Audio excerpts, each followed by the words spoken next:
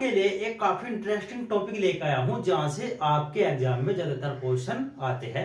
वो टॉपिक है कि संविधान की अनुसूचियां। नंबर एक क्वेश्चन आपको यहीं से पूछ लेगा कि बताइए कि वर्तमान में कितनी अनुसूचियां है। तो आपका आंसर होगा 12। पहले कितनी थी? 8। और अब कितनी है? 12। कितनी जोड़ी गई? 4 जोड़ी गई। और एक वाइज एक करके सारी देखते हैं कि किस अनुसूची में क्या प्रावधान है। नंबर एक अनुसूची की बात करते हैं। नंबर एक, जैसे सपोज करो आपने इंडिया में प्रवेश करा, आप इंडिया के निवासी हो, तो आपने इंडिया में सबसे पहले देखा कि कितने राज्य है और कितने यूटी। सबसे पहले पार्ट तो यही है। तो जो अनुसूची फर्स्ट है, अनुसूची फर्स्ट में क्या है? राज्य और संघ शासित प्रदेश, जिसको बोलते हैं स्टेट और यूटी। कितने हैं? 28 तो राज्य है और 8 है यूटी। ये भी क्वेश्चन एग्जाम में आता है कि 4 ऑप्शन दे देगा, 28 9, 27 8, 29 8, ऐसे करके दे देगा। तो कितने राज्य है? 28। और संघ शासित प्रदेश जिसको बोलते हैं यूटी कितने हैं? 8। नंबर एक अनुसूची। नंबर दो, सेकंड अनुसूची में क्या है? सेकंड अनुसूची में बात की गई वेतन और भत्ते की। जितने भी हमारे गवर्नमेंट ऑफिसर होते हैं उनकी वेतन और उनके भत्ते। नंबर तीन बात करते हैं अनुसूची में शपथ। शपथ का प्रावधान। All minister of union government, government के जितने भी मिनिस्टर होते हैं उनको शपथ कौन दिलाता है या उनकी शपथ का कैसे प्रावधान है, वो अनुसूची 3 में दिया गया है।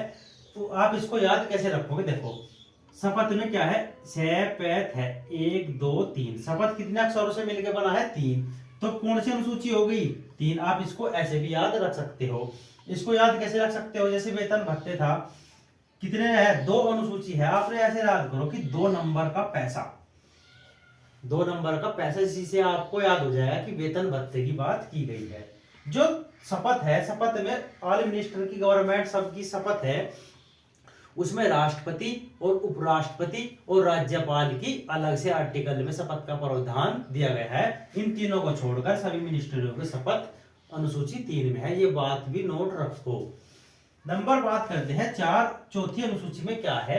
राज्यसभा की सीटों का आवंटन। इसका मतलब क्या है? जो राज्यसभा की सीट है, जैसे उत्तर प्रदेश में कितने राज्य है? उत्तर प्रदेश की अलग सीट, सॉरी, भारत में 28 राज्य है। उत्तर प्रदेश, महाराष्ट्र, पश्चिम बंगाल कितने हैं? तो उनकी जो सीट होती है राज्यसभा की, जैसे उत्तर प्रदेश की कितनी सीट है राज्यसभा की? 31। और बात करते हैं राजस्थान की, राजस्थान की शायद कितनी सीट है? 10 सीट। तो आपको ऐसे भी याद रख सकते हो। नंबर 5 आता है अनुसूचित क्षेत्र और अनुसूचित जनजाति का प्रावधान। इसका मतलब ये है कि जितने राज्य, जितने यूटी है, उनमें जो अनुसूचित क्षेत्र है और अनुसूचित जनजाति है जो पिछड़ी है, उनके प्रबंधन मतलब उनके प्रशासन के लिए कुछ स्पेशल प्रावधान दिए गए हैं। नंबर 6 पे बात करते हैं। नंबर 6 इंपोर्टेंट है। एटीएमएम क्षेत्रों के, जनजाति क्षेत्रों के लिए प्रशासन और नियंत्रण। एटीएमएम क्या है? ये स्पेशल एरिया है। ये 4। ए से क्या बन गया? देखो, ए से क्या बन गया? असम। और टी से क्या बन गया? त्रिपुरा। और एम से क्या बन गया? मेघालय। और एम से क्या बन गया? दोबारा मिजोरम। आपसे क्वेश्चन ये पूछे जाएगा कि बताइए कि अनुसूची 6 में निम्नलिखित में से कौन सा राज्य शामिल नहीं है।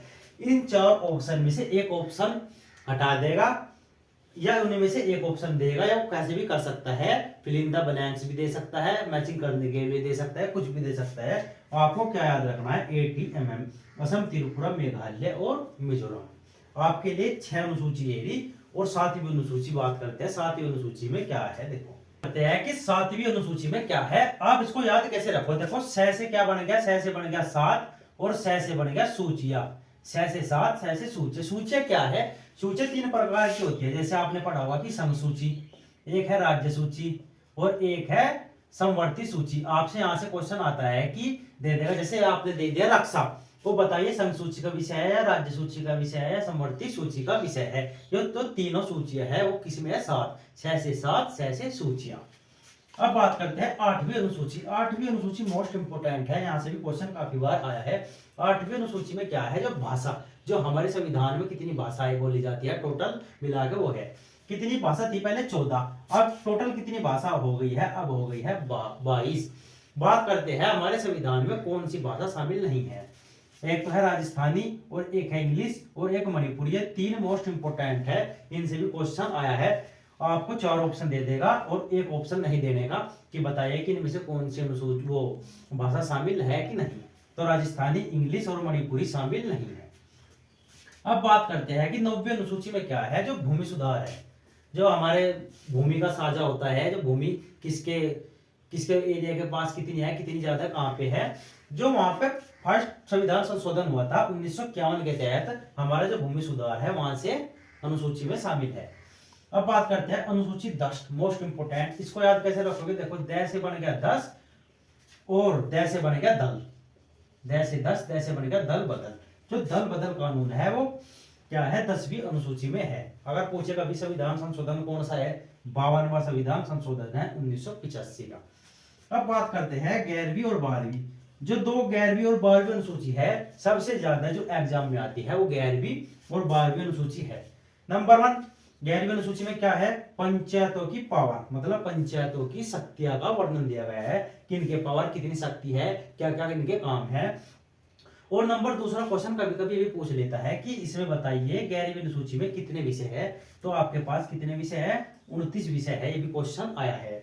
और एक तीसरा क्वेश्चन बनता है कि बताइए कौन सा संविधान संशोधन है जिसमें पंचायतों का वर्णन किया गया है, कौन सा है, 73वां।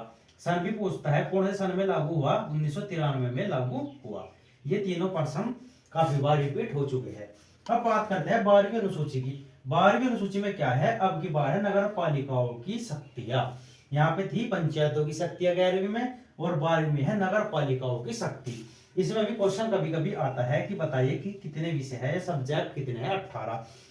तो यहाँ भी क्वेश्चन ये पूछा गया है कि एग्जाम में बताइए कि कौन सा संविधान संशोधन के तहत नगर पालिकाओं की शक्तियों का वर्णन है, तो कौन सा है, 73वां। अगर पूछता है लागू, ये भी कब लागू हुआ, ये 74वां, सॉरी ये 74वां है, लागू हुआ है 1993 में लागू। डिफरेंस क्या है दोनों में, अगर पूछता है कि 11वीं अनुसूची में कौन सा संविधान संशोधन हुआ, तो क्या है, 73वां। 12वीं अनुसूची में कौन सा हुआ है, तो 74वां। बस याद रखो 73 74। 11वीं में आपके 73% मार्क्स आए और 12वीं में कितने आए, 74% मार्क्स आए, ऐसे याद रखो। 1993 में ये भी लागू हुआ, 1993 में ये भी लागू हुआ। मैंने आपको सारा डिफरेंस बता दिया है, सारी ट्रिक बता दी है कि किसको कैसे याद रखो। यहाँ से क्वेश्चन, एक क्वेश्चन किसी न किसी शिफ्ट में आता है, लगभग सभी शिफ्ट में यहाँ से क्वेश्चन बनता है, चाहे वो किसी का भी एग्जाम हो।